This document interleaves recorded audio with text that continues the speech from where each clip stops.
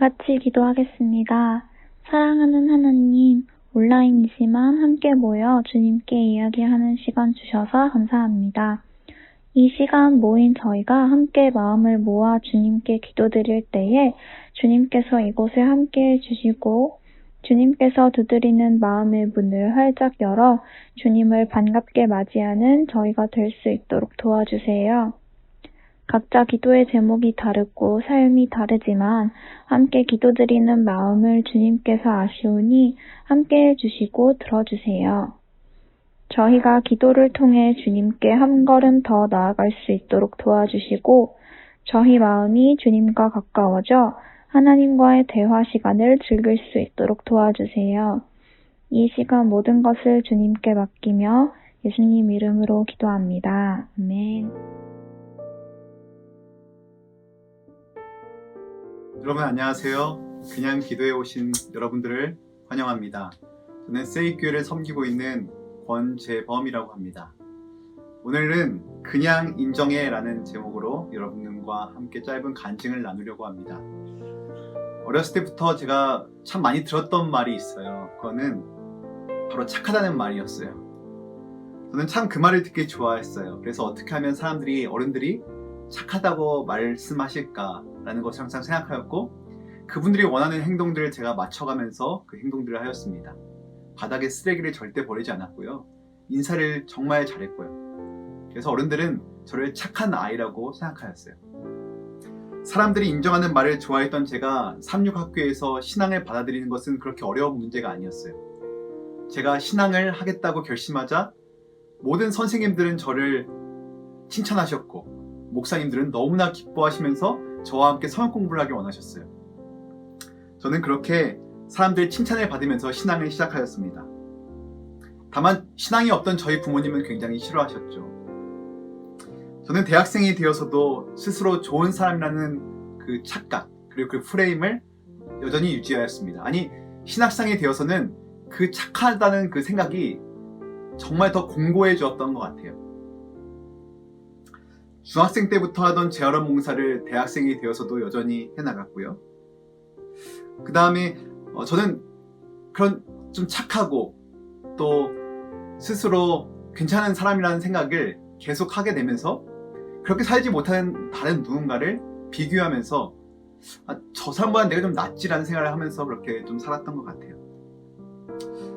죄인인 것을 알았지만 그래도 내가 같은 동급생인 저 친구가 좀 낫지 않은가? 라고 생각했던 것이죠. 또 사람들은 부모님은 신앙을 하지 않지만 부모님을 전도한 신학생 그런 저를 굉장히 높이 평가해 주었고 정말 과대 평가해 주었던 것 같아요. 저는 그것에 그 칭찬의 늪에 점점 더 깊이 빠져갔고요. 하지만 두 가지 사건을 경험하게 되면서 이런 저의 착각이 산산이 부서지게 됩니다. 첫 번째는 할머니의 투병 생활이었어요. 제 위로 누님과 형님이 계신데 둘 다 눈이 굉장히 크고 쌍꺼풀이 짙어요. 근데 저만 굉장히 눈두덩이에 살이 굉장히 많고 눈이 굉장히 작죠. 그래서 저는 이런 눈 때문에 많은 별명을 갖게 되었습니다. 그 중에 아직도 제가 제 뇌리에서 잊혀지지 않는 별명이 있어요. 고등학교 때 별명이었는데 신생아였어요. 제 얼굴이 신생아를 닮았대요. 특별히 제 눈이. 아직 눈을 뜨지 않은 그 아이의 눈이 말입니다. 근데 저는 그런 별명들을 들으면서 그렇게 성장을 했죠. 근데 제가 그런 눈을 갖게 된 이유가 있었어요.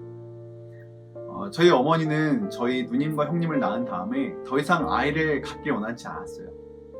근데 저희 할머니께서 이렇게 점을 보시고 온 다음에 그 무당이 꼭 셋째를 낳아야 된대요. 그 셋째가 저희 집에 큰 복을 가져다 줄 큰 인물이 될 거라는 것이에요. 그래서 꼭 어머니에게 셋째를 가져야 된다고 계속 말씀하신 거죠. 어머니는 시어머니의 성화에 못 이겨서 아이를 갖게 되었고 그 시어머니가 너무 미워서 시어머니를 매일 생각했던 것이에요. 그 결과였을까요? 저는 태어나자마자 모두 다 놀랐어요. 너무 할머니를 닮아 있어서. 그렇게 쌍꺼풀이 없고 눈에 살이 많으신 할머니를 저는 쏙 빼닮게 되었습니다. 할머니를 쏙 빼닮은 저를 할머니는 너무나 사랑하셨죠. 그래서 저를 항상 챙겨주셨고 막내인 저를 끔찍히 아끼셨어요.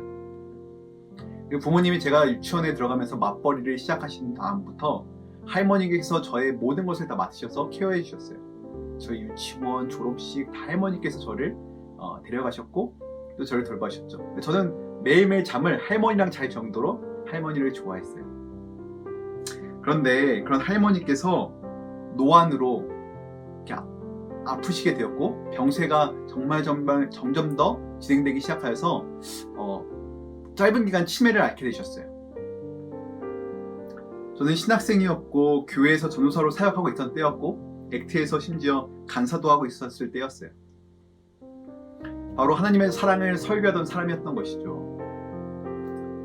집에 누워 계시는 할머니를 이제 가족들이 돌아가면서 간병을 하였는데 그때는 바로 제 차례였어요. 치매 걸린 할머니께서 이불에 이렇게 누워 계시다가 그만 소변을 보시게 되었어요. 저는 그 소변을 치우면서 할머니께 말했어요. 할머니, 소변이 메려오시면 저를 부르세요. 근데 또 얼마 지나지 않아서 할머니께서 또 소변을 보신 거예요. 저는 화가 났어요. 할머니, 저를 좀 부르시라고요. 그리고 할머니의 옷을 갈아입혀드리고 다시 다 치웠습니다. 근데 또 할머니께서 한 번 더 용변을 보신 거예요. 저는 화가 나가지고 할머니께 막 소리를 질렀어요. 할머니 바보냐고. 날 부르면 되는데 왜 이불에다가 이걸 써냐고. 그렇게 할머니를 돌볼 때마다 저는 잦은 짜증을 내면서 화를 내기 시작하였습니다. 그런데 놀랍게도 할머니는 그 아프신 와중에 사람들이 자신을 어떻게 대하는지 다 인지하고 계셨던 거였어요. 병세가 위독해서 병원에 계시던 때에 누님과 형님을 할머니는 항상 옆에 두기를 바라셨어요. 왜냐면 누님과 형님은 정말 제가 봐도 천사였거든요. 할머니를 지극정성으로 보살펴 드렸거든요. 비록 그때 신앙이 없었고 예수를 믿지 않는 누님 형님이었는데 할머니를 사랑했던 거였어요. 근데 저는 신학생이고 유일하게 집안에서 신앙을 한다는 사람이었는데도 불구하고 제 안에 사랑이 없었어요. 그랬던 저를 할머니도 알아보셨고 제가 병원에서 할머니를 간병하려고 했을 때 한사코 반대하시는 거였어요. 난 제가 싫다.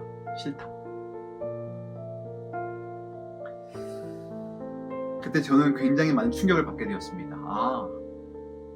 내 안에 사랑이 없구나.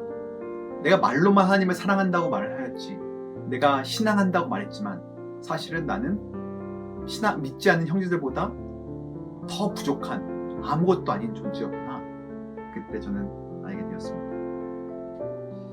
할머니는 제가 어렸을 때부터 저를 사랑하셨고 제가 기저귀에 무엇을 똥을 싸든 소변을 보든 그걸 아무 말 하지 않고 기쁜 마음을 치우시고 저를 위해 그렇게 헌신해 주셨는데 저는 단 몇 주간도 할머니를 위해 봉사하고 사랑할 수 없는 죄인이라는 것을 그때 알게 되었어요. 저는 제 자신이 너무나 부끄러웠어요. 그리고 두 번째 결정적으로 저에게 착한 사람이라는 프레임이 깨진 것은 바로 결혼 생활이었어요. 저는 이제 군대를 제대한 25살 신학과 4학년생이었고요. 제 처는 액트 생활을 하고 있던 22살의 파릇파릇한 3학년 학생이었어요. 제 친구가 액트 활동을 하고 있었는데 그 친구가 지금의 제 와이프를 소개했던 것이었어요. 제 친구가 제 와이프에게 저를 소개할 때 이렇게 말했대요. 진짜 착한 애가 있어. 진짜 좋은 신학생인데 얘 꼭 만나봐. 후회하지 않을 거예요. 제 처는 완강히 부인했어요. 다시는 피아니스트가 될 거기 때문에 신학생을 만날 마음이 없었던 것이었어요. 근데 제 친구가 너무 좋은, 너무 착한 신학생이라고 계속 말하니까 제 와이프가 마음이 동해서 일단 한번 소개팅을 나왔던 것이었죠. 와이프는 제가 굉장히 착한 사람인 줄 알고 저와 결혼을 했어요. 연애하는 동안 5년 동안 저도 제가 착한 사람인 줄 알았고 와이프도 제가 착한 사람인 줄 알았을 거예요. 저는 아내를 정말 사랑한다고 생각했어요. 어떤 목사님께로부터 제가 결혼 전에 들었던 한 말씀이 있어요. 마태복음에 수고하고 무거운 짐진 자들아 다 내게로 오라. 내가 너희를 쉬게 하리라. 그 목사님께서 이 성경 구절을 말씀하시면서 내가 그동안 인생의 수고와 무거운 짐들로 힘들게 살았던 당신을 이제는 쉬게 해줄게요. 그 집 나에게 줘요 라고 이렇게 말하면서 와이프한테 프로포즈 하셨대요. 얼마나 멋있는 고백이에요. 그런데 결혼한 지 얼마 되지 않아서 그 목사님이 이 말을 내뱉은 것을 굉장히 후회했대요. 이 말씀은 예수님만 하셔야 되는 말씀이라는 것을 그때 뼈저리게 느꼈대요. 사람은 절대 다른 사람의 짐을 대신 짊어질 수가 없다는 것을 그때 아셨대요. 아무리 사랑하는 사람이라도 그 사람의 짐을 대신 짊어질 수 있는 마음의 크기가 없는 거예요. 하지만 저는 속으로 생각했죠. 청년이었던 저는 그 설교가 제 귀에 별로 들어오지 않았어요. 아니 어떻게 이렇게 사랑하는데 그 짐 하나 져주지 못할까? 나는 할 수 있어. 그래서 저는 그 처에 모든 짐을 져줄 수 있다라고 생각하였어요. 그런데 제가 결혼한 후에 비로소 깨닫게 되었죠. 나는 아내를 사랑한 것이 아니라 바로 나 자신을 사랑해서 아내와 결혼했구나. 알랭드 보통이 말했듯이 저는 사랑이라는 그 감정을 사랑했을 뿐이었어요. 결혼 후에 임신한 아내가 치킨이 먹고 싶다고 이야기했어요. 치킨을 사서 맛있게 먹을 수 있는 거였잖아요. 절대 어려운 일이 아닌데 전 눈치가 보였어요. 저희 사택은 6층이었고 5층에 담임 목사님께서 사셨는데 담임 목사님은 육식을 하지 않으셨어요. 그리고 육식을 하는 거에 대해서 굉장히 부정적이셨죠. 그런데 저희가 치킨을 시키면 그 냄새가 엘리베이터와 그 복도에 다 진동하게 될 것이고 목사님은 제가 치킨을 먹는다는 것을 알게 되실 거라는 그 사실이 저에게 굉장히 두려운 마음으로 다가왔어요. 목사님이 나를 어떻게 생각하실까? 저는 어떻게 할까 고민을 했습니다. 아내에게 살짝 제 마음을 내비쳤지만 아내는 밤에 치킨이 너무 먹고 싶었던 것이었어요. 저는 결국 치킨을 샀습니다. 치킨을 엘리베이터로 갖고 오면 냄새가 배일까봐 이렇게 1층으로 내려가서 1층에서 치킨을 봐서 계단으로 올라왔어요. 6층까지 달려 올라와서 문을 열고 아내에게 치킨을 줬습니다. 거기까지는 참 좋았는데 제가 그만 치킨을 식탁에 놔두고 방으로 들어가 버렸어요. 문을 쾅 닫고 들어가서 이렇게 덩그러니 와이프만 식탁에 앉혀놓고 그렇게 저는 평생 후회할 일을 하고 말았습니다.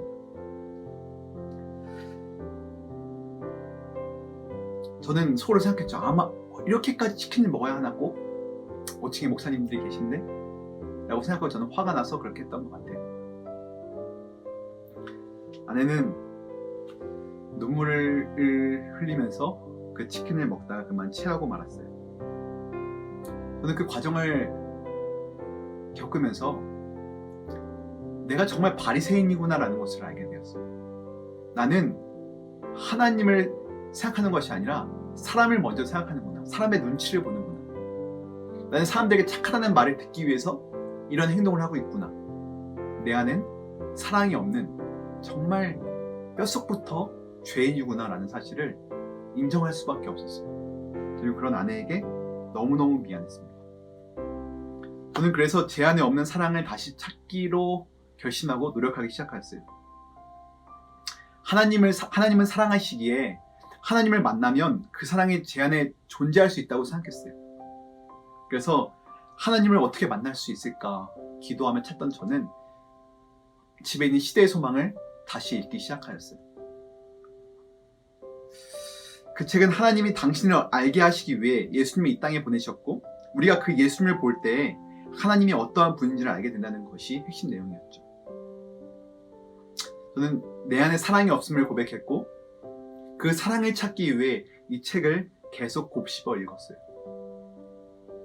그리고 전에 읽었던 것들이 전혀 새롭게 다가오기 시작했어요. 이 시대의 소망이라는 이 책에는 이타적인 사랑들로 가득 기록되어 있었어요. 저는 시대의 소망을 읽고 또 읽고 계속 읽었어요. 그리고 1년에 3번 연거푸 읽게 되었습니다. 그러자 하도 많이 읽으니까 책을 읽을 때 이제 예수님의 표정, 눈빛, 음성이 어떠한지가 막 상상이 되면서 그 책이 읽혀지기 시작하였어요. 저는 주님께 고백했어요. 주님, 저는 사랑이 없는 존재입니다. 다른 발광체가 아닌 반사체라 태양의 빛이 없으면 아무것도 아닌 것처럼 저는 주님의 빛이 없으면 어떠한 것도 반사할 수 없는 무력한 존재입니다. 그렇게 고백하고 주님께 항복하였어요. 주님, 저에게 임재해 주세요. 저를 오늘 주의 사랑으로 충만케 하여 주세요. 이것이 저의 매일매일의 기도 제목이 되었죠. 아이를 양육하면서 저는 더더욱 제 안에 사랑이 없다는 것을 알게 되었어요. 저의 기분 따라서, 그날의 그 업무의 과중함에 따라서 아이들을 대하는 저의 달라지는 태도, 일관성 없는 저의 태도, 교회에서 청년들과 함께 생활하면서 정말 제 안에 있는 본성적인 죄들을 보면서 저는 이 기도를 반복할 수밖에 없었어요. 저를 인정할 수밖에 없었고 주님의 사랑을 갈구하는 그 기도를 끊임없이 할 수밖에 없었던 것이죠. 하버드 총장이었던 찰스 엘리엇은 새로 지은 철학과 건물인 에머슨 홀을 이제 짓고 그 입구에 어떤 문구를 새기기 원했어요. 그 인방에 그 문구를 뭘 새길까 고민하다가 그 철학과의 젊은 교수였던 윌리엄 제임스에게 부탁을 하였습니다. 한번 생각해보라고. 얼마 후 윌리엄 제임스는 하나의 문구를 가지고 왔어요. 그것은 프로타고라스의 인간은 만물의 척도다라는 글귀였어요. 인간 중심의 철학 사상이 집약된 그런 문구였죠. 그러나 이것이 마음에 차지 않았던 총장 엘리엇은 에머슨 홀 인방에 이런 문구를 새깁니다. 사람이 무엇이간데 주께서 저를 생각하시나이까. 시편 8편 4절입니다. 청년 여러분, 나를 포장하려 하지 마세요. 내가 사랑할 수 있다고 호언장담하지 마세요. 나를 너무 믿지 마세요. 그리고 죄인임을 인정하세요. 그리고 예수님이 이런 나에게 가장 필요하시다는 것을 또한 인정하길 바랍니다. 이 예수님이 내 안에 사셔서 나를 인도하시는 그 귀한 경험들을 여러분과 제가 매일 경험하며 살았으면 좋겠습니다. 그런 여러분과 제가 되길 바라며 짧은 간증의 말씀을 마치겠습니다. 감사합니다.